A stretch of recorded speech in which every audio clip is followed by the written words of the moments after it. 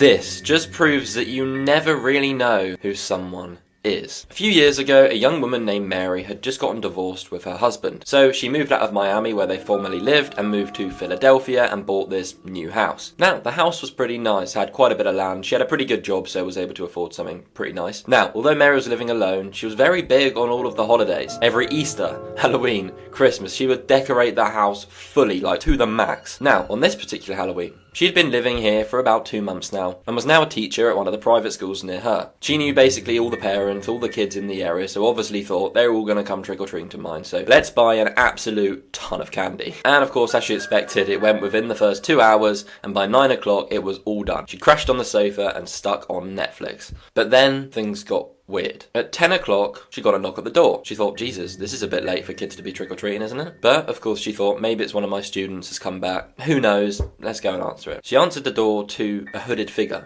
Just someone standing there in a hood. Didn't say anything, didn't do anything, just stood there. Had a great big hood on, she couldn't even make out his face, and again, he stayed still. She said, "Can I help you?" The figure then proceeded to just walk straight through the house and into the kitchen. He walked around the kitchen, opened up all the cupboards. Mary was following, saying, "Can I help you? What is going on?" The figure opened the cupboards, took a load of food out, started eating it, just literally scranning in her room.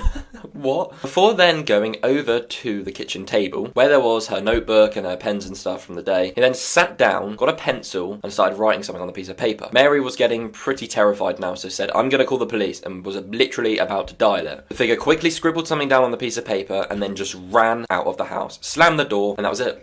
Gone for good. Mary was so confused she didn't even look at the piece of paper and just collapsed in bed thinking about what the hell just happened. Was he trying to rob her? Was it just a homeless guy who was hungry? Like, what was going on? Anyway, she thought, I'll deal with it in the morning. I don't care right now. She woke up bright and early and went down to the kitchen to see the notebook, of course. In it was the piece of paper that this guy had written on. It said the man's name, Mr. Thomas Phillips. It had a date of birth and an address. Now, the address was Mary's address, her house right now, which she thought was extremely strange. Now, she thought maybe this guy was injured, maybe he needed help. She scared him off by calling the police, so he just ran away. So she thought maybe he's checked into a hospital nearby, let's go and check. She quickly got in her car and drove to the nearest hospital and went to the nurse on reception and gave the piece of paper and said, "Has this man, Mr. Thomas, has he checked in?" The woman said, "Don't worry, ma'am, let's have a look for you." Typed in all the information on the system and her face dropped. She looked at Mary and said, "Are you having a laugh with me? Is this a joke?" Mary said, "No.